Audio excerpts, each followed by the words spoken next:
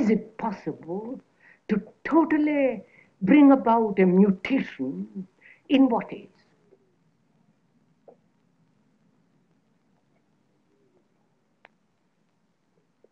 And to go into that, to go into this question of bringing about a total revolution in what is, one must have an extraordinary sense of awareness. You know, to be aware what it means. To be aware of the trees, of the blue sky through the trees, of those hills beyond. The speaker is Krishnamurti. That noise of a motor. He is a man who cannot be placed in a simple category like philosopher or religious leader. He is, however, one of the more challenging and creative men of our time. Born in South India in 1897 and educated in England, he has followed a singular and original path of thought free of factionalism and dogma. This is the first of 8 half-hour programs, and the first time that Krishnamurti has allowed his talks and private conversations to be filmed. The principal settings are the Oak Grove in Ojai, California, and the Thatcher School in the Ojai Valley. Ideas explored in this series range from what Krishnamurti calls the present crisis in consciousness to an examination of war, violence, love, pleasure and pain, the aging of the body, and death.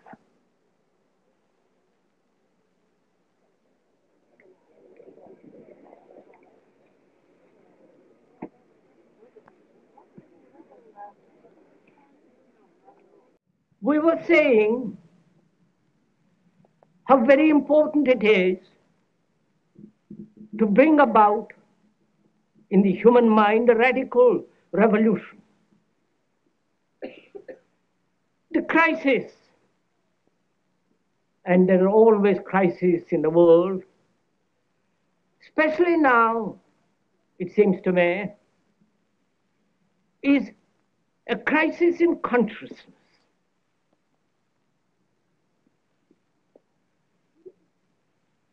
A crisis that cannot anymore accept the old norms, the old patterns, the ancient traditions, a particular way of life, whether it is the American way or the European way or the Asiatic way. And considering what the world is now, with all the misery, conflict, destructive brutality, aggression, tremendous advancement in technology, and so on. It seems to me, though man has cultivated the external world and has more or less mastered it, inwardly he's still as he was. A great deal of animal in him is still brutal, violent, aggressive, acquisitive, competitive, and he has built a society along these lines.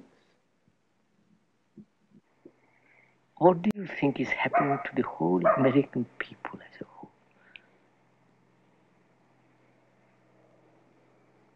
With the automation, with electronic brains, with, you know what I mean? The whole setup. What is happening and where are they going? You understand? I think an increasing number of them are beginning to ask themselves the question to whether or not there may be alternative forms of human behavior. Because they have... And what do they do? Because by then, after asking questions and all the rest of it, they're almost finished. They're ready for the grave. And in Europe, the phenomena there is the same as here, more or less. The production is more perhaps than in America even. In Germany, West in Germany. Germany, and Russia is now doing the same. So take all these parts, put them together, China, Japan, whole of Asia, India included, and then Europe, America, China. Where is it all moving? What we are concerned with is the understanding of the whole process of life, with all its complexity, with its aggressions and miseries, with its sorrows and confusions and agonies.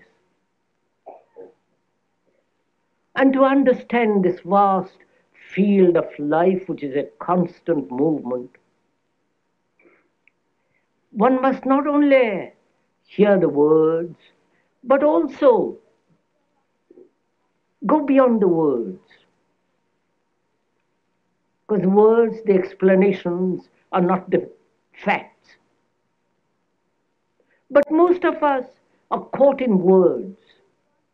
And one must be free of the word, the symbol, the idea, the conclusion.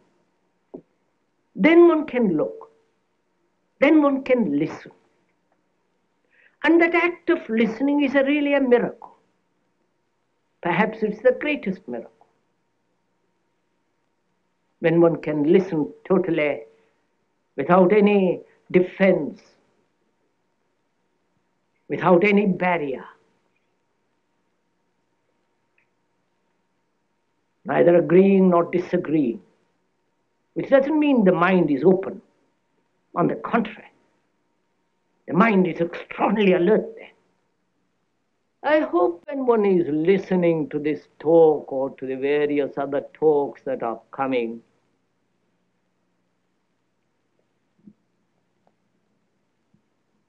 one hears a lot of words.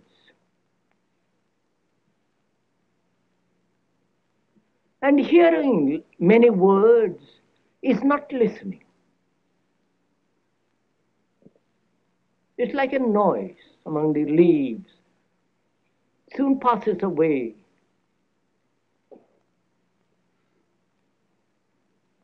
When we hear, we either accept or reject, or we translate what we hear according to our knowledge, our background, or we compare what is being said to what is already known, or we oppose one idea by another. All these characteristics of hearing denies the act of listening. The act of listening is entirely different. When one listens, there is no comparison, there is no acceptance or rejection. The quality of listening is attention.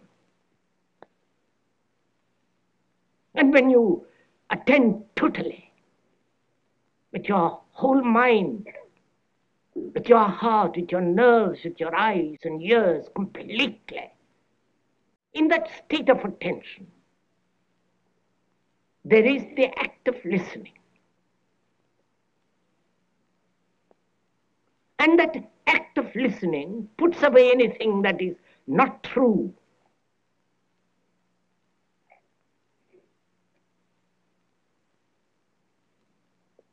When you give your whole attention to something,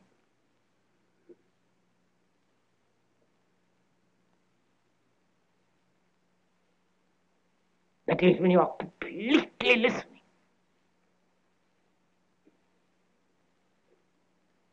You listen to the totality of the thing. When you attend, there is no borders of inattention.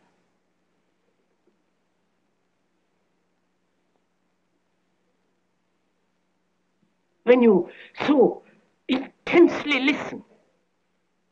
You're listening to the birds, to the wind, to the breeze among the leaves. You listen to the slightest whisper that's about you.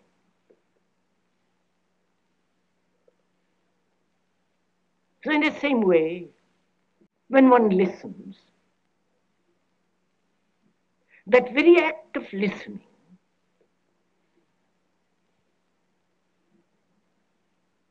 brings about a total attention in which you see the totality and the whole significance and structure of what is being said.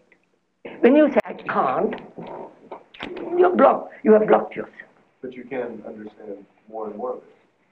Not by blocking yourself. Look, sir, if I say there is no God,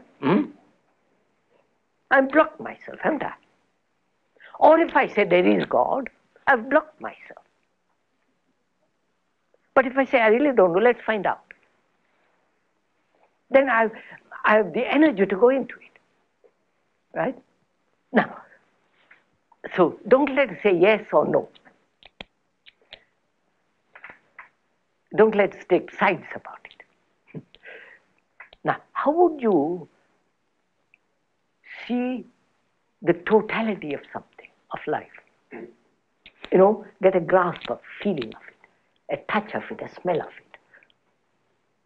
Well, as I said, by trying to take more and more of it and understand more and more of it. Ah, you have no time. I know, that's the problem. That's the problem, of course. You're saying That's that what you I can't said. do it that way. That's what I said at the beginning. Yes. I mean, if I take time, you know, it'd be impossible. Follow it up step by step. You have approached this problem with the habitual tools, and you have eliminated those tools. Not because you are prejudiced against them, but you see that they won't answer. Now, when you have eliminated them because they do not answer, your mind is sharper, isn't it? If you're on the right track. Of course, you have eliminated them.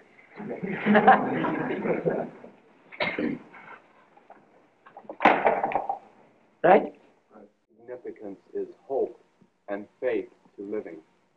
What significance is hope and faith to living? I hope you won't think me harsh if I say there is no significance at all.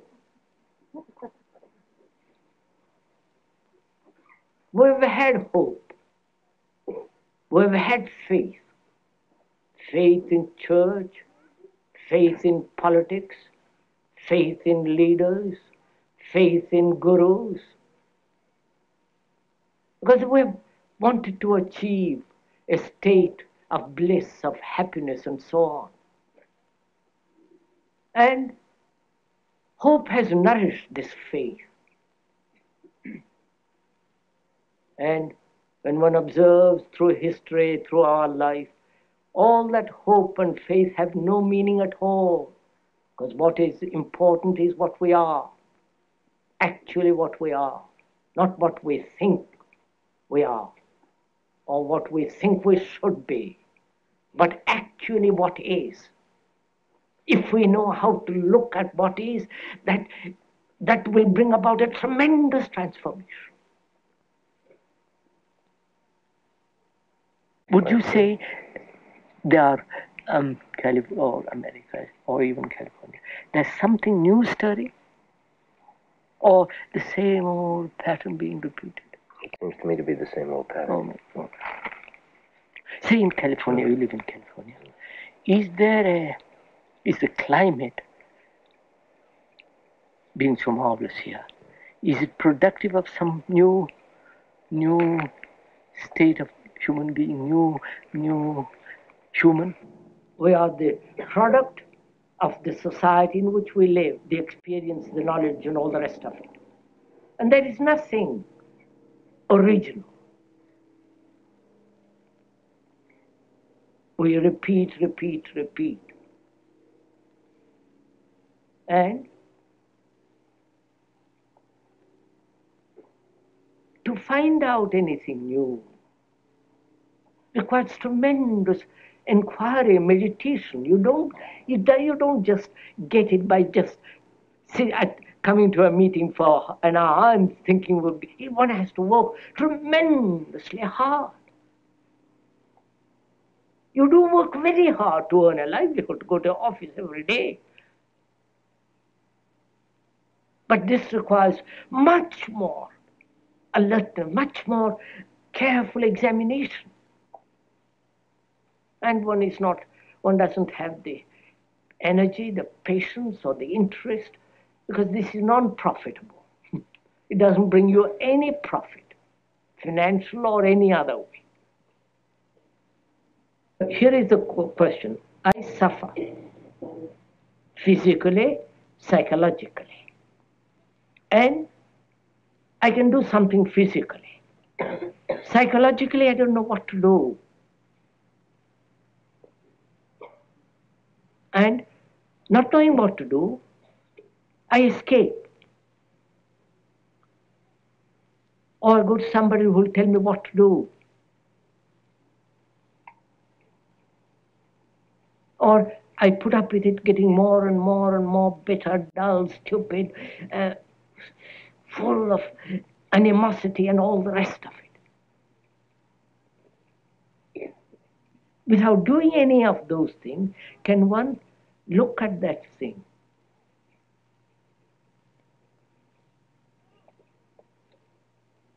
Neither enjoying it nor pushing it away. Which means, can I look at it without any demand to overcome it, to justify it, to control it, just to observe it? How is it possible to do what you say in for a few seconds? Beg pardon? How is it possible to do what you say for a few seconds? How is it possible to do what I say for?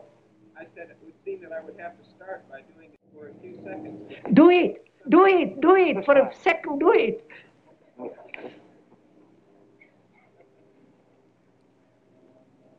Ow.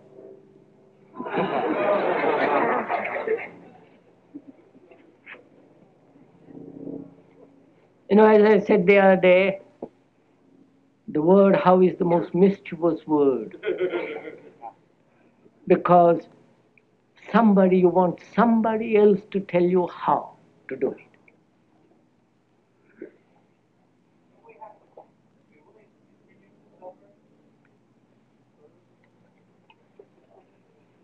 So we suffer, not willing to suffer. There is suffering.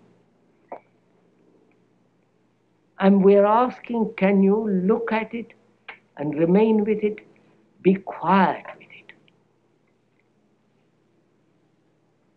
Neither accepting nor rejecting. Just be quiet with it.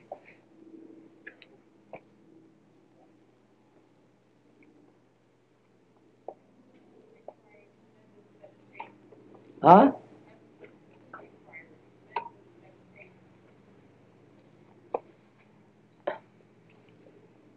Please.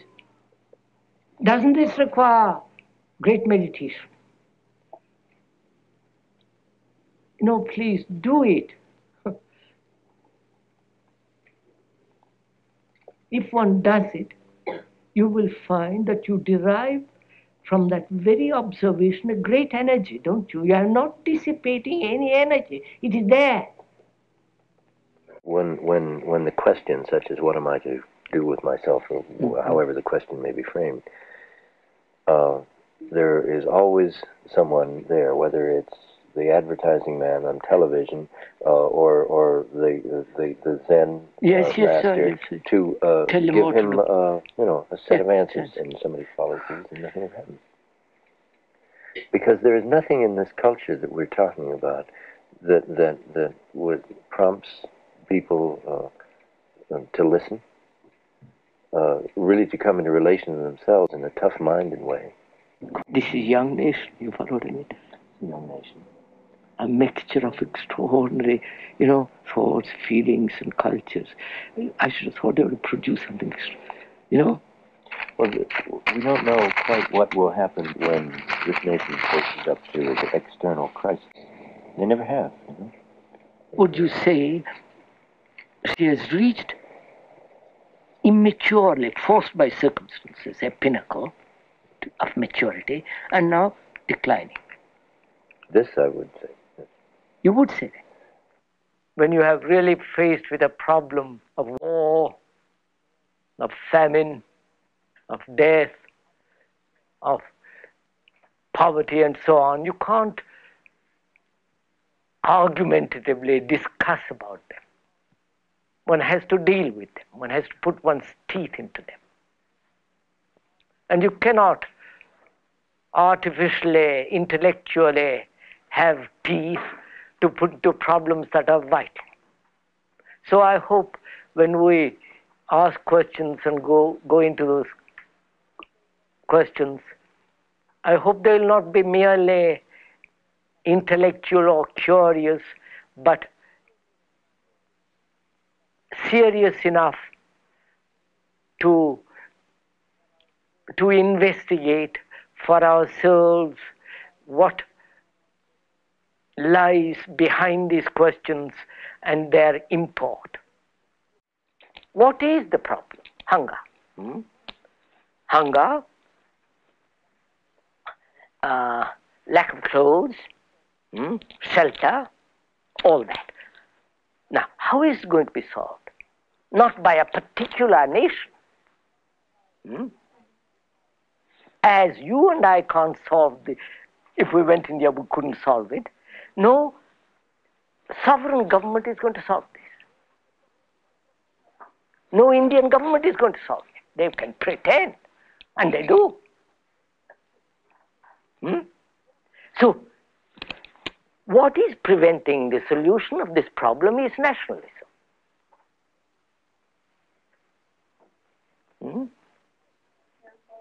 My flag, my country, your country,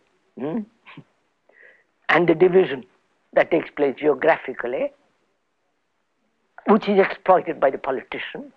That is the factor, one of the major factors of preventing the solution of starvation, of feeding the people. Now, science has means of giving food, clothes, and shelter practically to everybody. It's not being done because of you are a British, I'm an Indian or Russian. So it's a world problem, not individual or nationalistic problem. Right. Well, how do you suppose that we'll be able to overcome these nationalistic barriers? First, one has to be free of it oneself. No, I don't see how I can be. Wait. One has to be free of it oneself. Neither American nor Indian nor right. Then get up and talk, shout, do anything for the not for the little things, but for the major issues. Then perhaps you will sow some seed that will take root.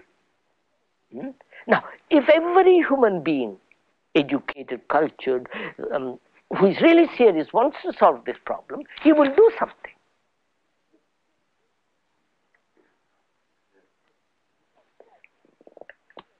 Like war. We have accepted war as the way of life. All man has, throughout centuries. And to stop war, difference is concerned with the whole process of living as a human being, then perhaps we'll be able to solve this question of war.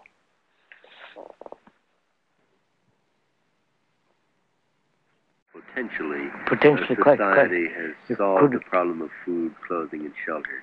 So, once you've solved those problems, what do you have to look? What else?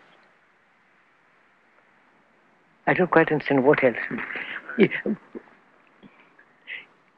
You mean what is beyond these three? Yes. So, what is man seeking, basically? He basically is seeking these three. because these are absolute necessities, whether California or India or Russia or anywhere else. So beyond that, he says, after satisfying that, let's seek something else. Let's go after something else. Is that the way to begin?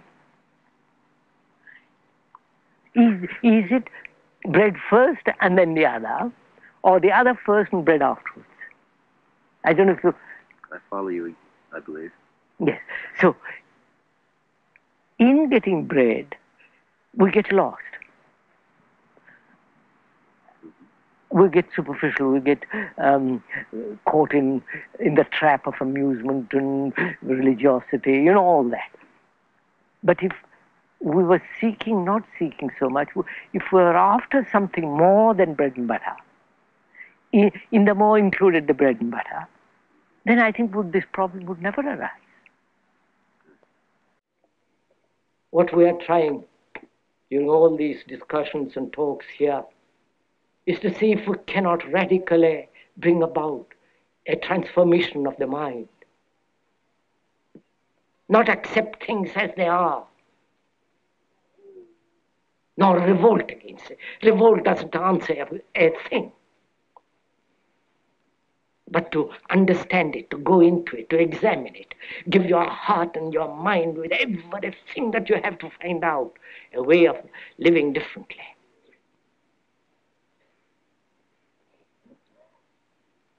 But that depends on you and not somebody else.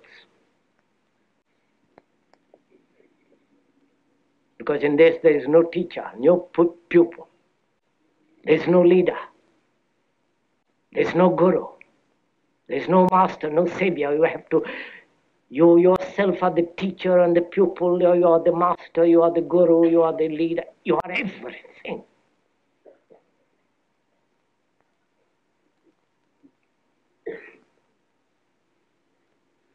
And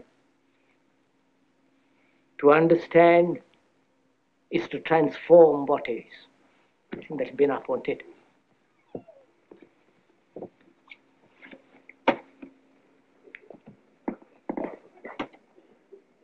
This has been Program 1 in a series of 8 programs presenting the original and challenging thought of Krishnamurti.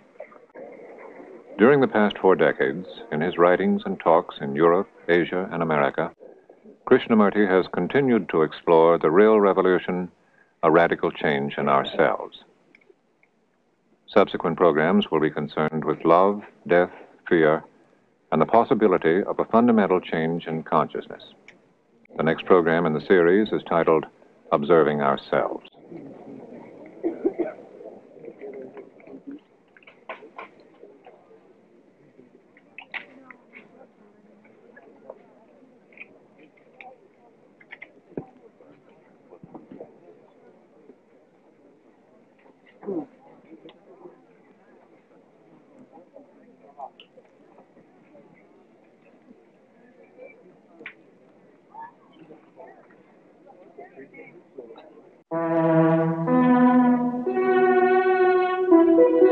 This is NET, the National Educational Television Network.